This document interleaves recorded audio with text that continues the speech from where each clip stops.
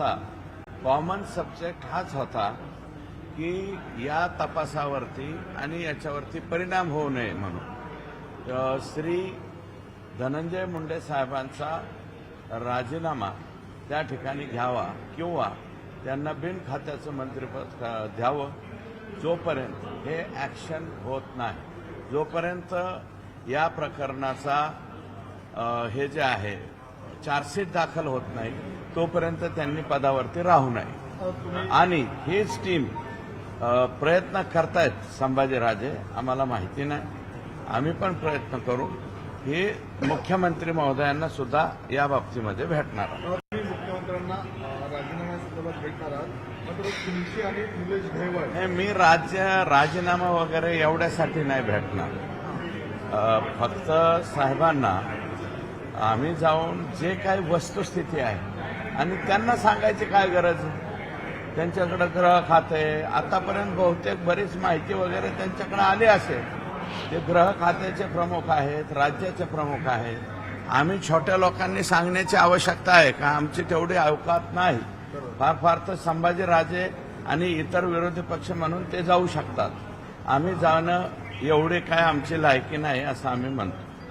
अजित पवारांच्या एकेरी उल्लेखावरून राष्ट्रवादीचे नेते तुमच्यावर टीका करत आहेत. काय आहे, अजितदादांच्या बरोबर मी फार काळ काम केलेलं आहे, किमान 10 वर्षापर्यंत. एक नैतिक अधिकार म्हणून माझ्याकडनं अरतुरेचा शब्द जायला नको होता. जरी गेला असला तरी मी त्याच्या बाबतीमध्ये दिलगिरी व्यक्त करतो. आणि दादांना मला वाटतं त्याचा राग येणार नाही. दादांचे दुसरे जे सहकार्य, कारण अजितदादांसाठी सुद्धा डोक्यात दगडं वगैरे मी खाल्लेले आहेत, त्या अधिकारवाणीनं माझ्याकडनं तेवढा शब्द गेला असला तरी तो माझा मी परत घेतो. धनंजय मुंडेंच्या राजीनाम्याच्या अनुषंगानं भुजबळ असं म्हणाले की राजीनाम्याची काही गरज नाही.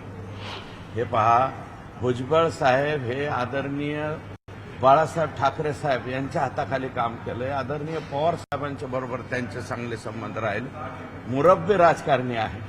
तुम्ही भुजबळ साहेबांचं हे स्टेटमेंट म्हणजे ओळखून घ्या असं मला वाटतं. ते नाही म्हणाले म्हणजे त्याच्यात काय आहे का नाही हे तुमचं तुम्ही ओळखून घ्या. हे तुम्ही आता मी कालच बोललो ह्या विषयावर.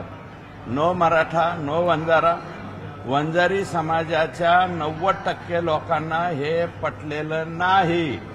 आणि वंजारी समाजाच्या मुकादमांना सुद्धा हे जे गँग्स ऑफ वाशेपूर आहे, वाल्मिकांना कराड थ्रू धनंजय मुंडे, या गँगचा त्रास वंजारी समाजातल्या मुकादमांना सुद्धा झालाय. कारखान्याकडून म्हणजे खंडणीच्या टक्केवारीच्या याच्या प्रमाणामध्ये कारखान्याकडून सुपाऱ्या घेऊन वंजारी समाजाच्या मुकादमांना सुद्धा ह्या गँगने त्रास दिलेला आहे. आणि त्यातला मेन आरोपी हा सुदर्शन घुले सुद्धा आहे. काही पुरावे देईल मी 1-2 दिवसात. हे पहा काही सत्यता नाही. माझे दोन्ही मोबाईल तुमच्याकडे आहेत. दोन्ही मोबाईल चेक करा. माझा आणि त्यांचा कधीही फोनवरती काही बोलणं झालेलं नाही. असलं तरी संबंध म्हणा. आणि निलेश गायवळ साहेब यांचे फोन, साहेब सॉरी माझ्याकडनं शब्द गेला, निलेश गायवळ जे आहेत त्यांचे फोटो राम शिंदे साहेबांच्या बरोबर आहेत. ते शेजारच्याच मतदारसंघातले आहेत. त्याच्यानंतर वर्षावरती सुद्धा एकनाथ शिंदे साहेबांबरोबर त्यांचे फोटो आहेत. माझ्या मतदारसंघातल्या एका लग्नाला ते आले होते आणि लग्नाहून परत जाताना माझ्या इथं थांबले. आता आल्यानंतर फोटो काढा म्हणल्यावर फोटो काढावा लागतो. तर मी क्लिअर कट सांगतो की माझे दोन्ही मोबाईल ओपन आहेत, तुमच्याकडे आहे. एक जरी फोन कधी माझा आणि त्यांचा झाला असला तरी सुद्धा मी त्याला जबाबदार. बावनकुळेंनी असं म्हणलंय की मी 2-3 वेळा सुरेश दसांना सांगितलंय तुम्ही माध्यमात जास्त बोलू नका, सरकारमध्ये आपल्याला म्हणतात, मात्र ते बोलतात यापुढील काळामध्ये मी त्यांचे माननीय बावनकुळे साहेबांनी सांगितल्याच्या नंतर त्यांच्या पुढे जाणारा कार्यकर्ता नाही. फक्त हे बाय हार्ट मला हे प्रकरण लागलेलं आहे. ज्या पद्धतीने मी प्रकरणावरच बोलतोय, प्रकरणाच्या व्यतिरिक्त बोललो तर तुम्ही माझ्या कानाला खडा लावा. परंतु या प्रकरणाच्या बाबतीमध्ये काय होतंय मला काय कळत नाही. माझं बाय हार्ट मला ते लागलेलं आहे. ज्या पद्धतीने संतोषला मारलेलं आहे, संतोषच्या खुन्यांना निश्चितपणे सजा झाली तोपर्यंत मी या बाबतीमध्ये बाय हर्ट जात असल्यामुळे जात आहे. परंतु बावनकुळे साहेबांचे PA अनिकेतजी यांचा मला फोन आलेला आहे. उद्याच्याला मला ते वेळ देतो म्हणाले.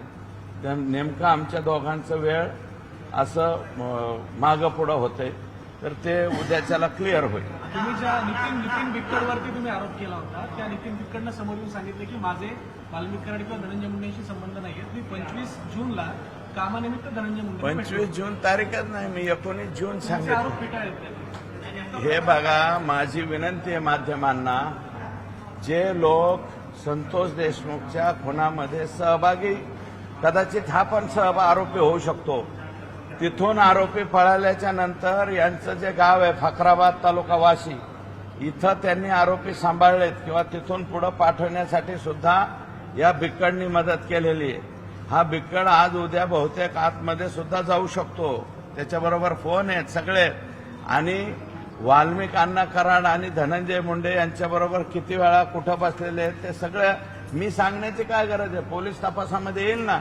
आणि बिक्कड सारखा जो गुंड प्रवृत्तीचा माणूस आहे, ज्याचं बरंचसं रेकॉर्ड आहे, अशांनी मला वाटतं मला शिकवण्याची आवश्यकता नाही. त्यांचं असं म्हणणं आहे की माझे आणि सुरेश धस यांच्यावर फोटो आहे, मी एकीकडे माझा फोटो जर असेल माझ्याबरोबरचा प्रसिद्ध करा. आलाही असेल तो बिक्कड कोण असेल तो. राजकारणामध्ये तुम्ही आता म्हणले ज्यांचं नाव घेतलं ते बी आला असेल, फोटो काढून गेला असेल, हा बिक्कडही येऊन गेला असेल. परंतु याचा अर्थ आम्ही तेवढ्या गहऱ्या नाही जात जेवढ्या जवळ हे वाल्मिक अण्णा कराड यांच्या गेलेले आहे, जेवढ्या जवळ ते धनंजय मुंडे यांच्या बरोबर गेलेले, तेवढे जवळ काय माझं नाही. त्याचं असं म्हणणं आहे की मी शरद पवार गटाचं काम करतो, ते माझ्या परस्पर विरोधी ते कोणत्या पक्षाचं काम करतात, काय करतात हे मला काय माहिती नाही. याच्यात पक्ष काही नाही आहे. आता निवेदन देताना पक्ष राहिला का, सर्व पक्षीय लोक होते, तसं पक्षाचं वगैरे नाही. रेकॉर्ड चेक करावा ना. माननीय मुख्यमंत्री महोदयांनी जी SIT नेमलेली आहे त्याला रेकॉर्ड चेक करायला लावावं. हे मी ज्या तारखा सांगितलेल्या आहेत त्या तारखाला हे लोक बरोबर तिथं सापडणार आहेत. मला जस्टिफिकेशन देण्याची गरज नाही. मी तारखा सांगितल्या 14 जून 19 जून 2024च्या या तारखाला सातपुडावरती बैठक झाली का नाही हे तारीख एखाद दुसरी इकडे तिकडे होईल, परंतु सातपुडावरतीच बैठक त्या ठिकाणी झालेली. आणि त्या बैठकीला हे सुनील कोण आहे, हा पोरगा नाही बिक्कड, नितीन बिक्कड हाच आहे. आणि आता सध्या सुद्धा ओम साई राम नावाने तुम्ही आवाजाच्या कंपनीला विचारा, तुमची सिक्युरिटी अजून कोणाकडे, अजूनही सिक्युरिटी याच पर्सनकडे आहे. दुसरीकडे जी SIT नेमली होती,